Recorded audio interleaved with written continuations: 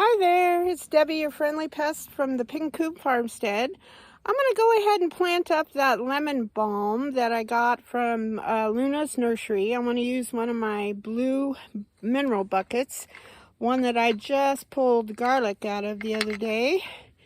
And we're going to plant it in there just because it's in the mint family and it goes crazy if you plant it in the ground. So I want to put that kind of stuff in these buckets, and that way it won't go crazy through my garden. So here we go, come along.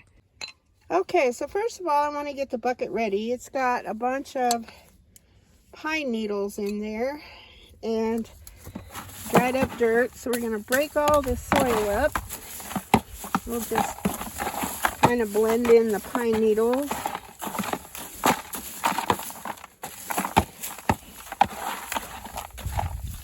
Okay, then we're going to dig a nice good sized hole in there.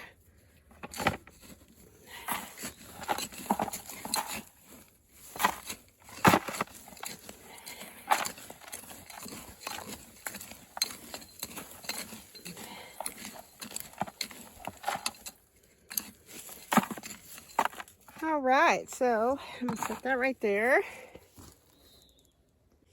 Okay, now we're going to water in the hole.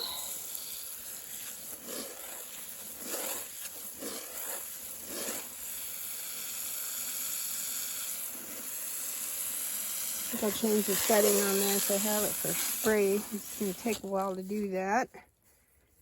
Let's see. There we go.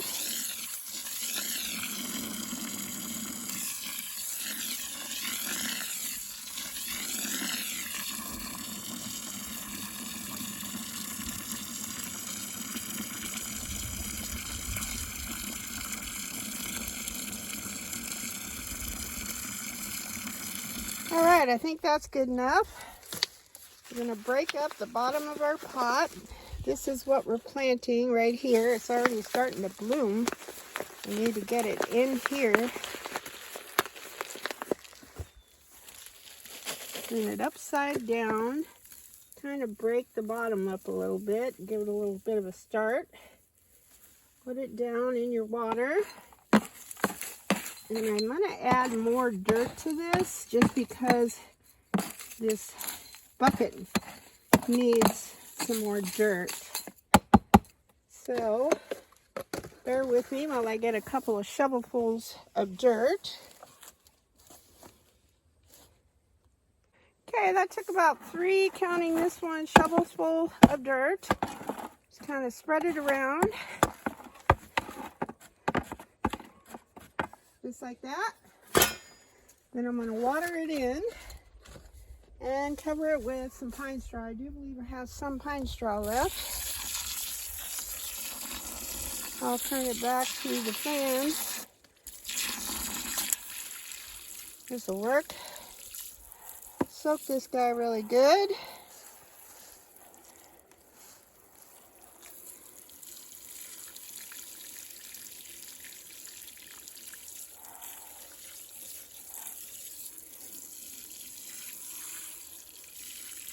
And I swear by this technique of watering in the hole, especially when it's hot. It's not really hot today, but I just try to get in the habit of doing it. Watering in the hole before you plant, and they really do go through less shock. Okay, so now it's time for the pine straw. All right, here we go with some pine straw, and I always wear my glove just because it's pokey. I'm a wuss, I guess. So we're just going to sprinkle it around the whole plant. And I probably should get one more little handful. Hang in there. All right, there we go. This should be sufficient. And we're just going to do that. I think I broke this little branch. I'm going to take it off. There we go. Then we're just going to water this in.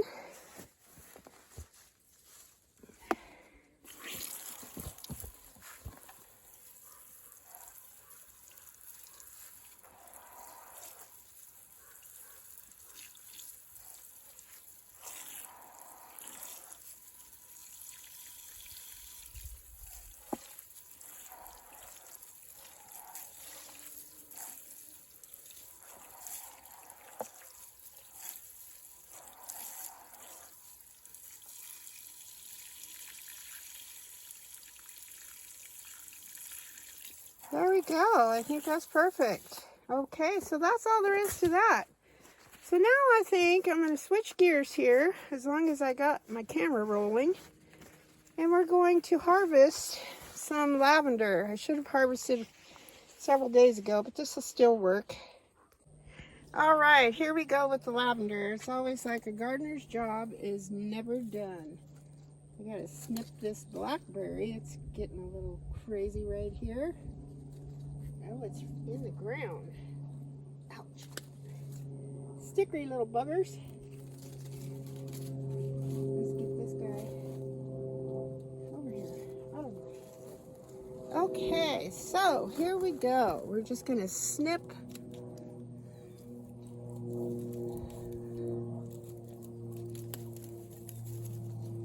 And I'll put all the butt ends this way.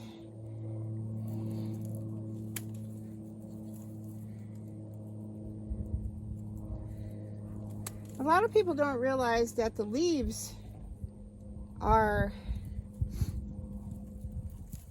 also a good part of the plant. They carry a lot of scent and oils. We'll just harvest away over here.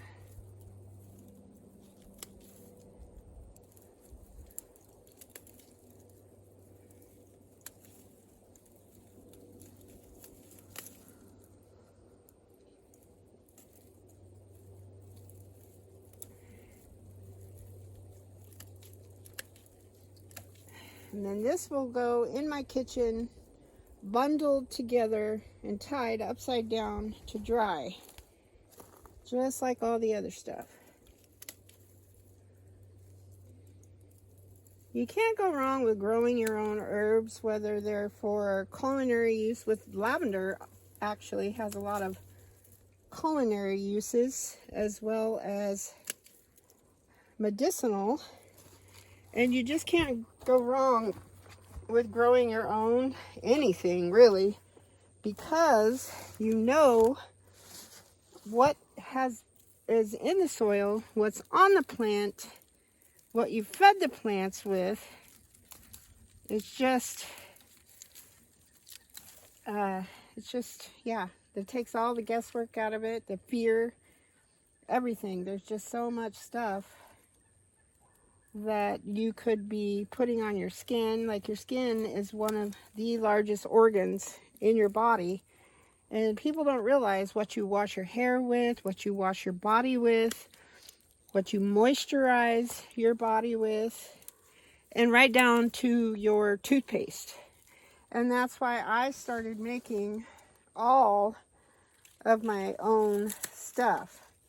The only thing I can't quite get, my friend makes my soap for me, but the other thing is shampoo. Now, I've been using borax, like Mule Team borax, and I make a hair rinse slash wash with that. That's okay, but I'm still wanting to wash my hair every other time or so. So I need to find a good shampoo.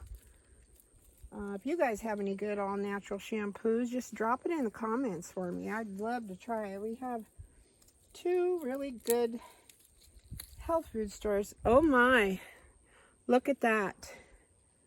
That is a wasp nest, but there's nothing in it. I'm getting that off of there. Those guys will make a home anywhere. So I want to get quite a bit of this. And then my other varieties of lavender that I have out front are almost ready to harvest. This is more, I think, along the Spanish line of lavender. I mean, you can make yourself little sachets for your dresser, your infuse your tallow that you've learned how to render. Look at this, just gorgeous. I wish you could smell all this. And there's so many things you can do. You could bake with this. You can put this in honey, infuse your honey with it. I mean, it's just, there's a myriad of uses for this. And it's fun to grow. And I had this planted, I don't know if you've watched the video before, but this guy was big and beautiful and had him right in the middle of my garden. I had a big triangle of antique bricks in there. And this guy, I built the bricks around this guy. He was just a baby when I bought him. And I'm going to go around the other side here. And so I put all my other herbs in there. So it worked out really well. But then when I dug him up, I was a little nervous because he was so big and well established. I thought, uh-oh, I hope he doesn't die. Shoot, he's like twice the size he was before I put him in there. So apparently he likes this container. Now, since he is in a container though, we're going to want to water and feed him a lot more often than you would things that are directly in the ground, just because he only has so much soil to work with, and the soil only has so much nutrients and can only hold so much water. So you have to be careful. I'm getting a little overzealous. I'll come out tomorrow and cut a bunch more, but only to do so much. But that's a nice bunch right there. So we're going to go ahead and stick with that.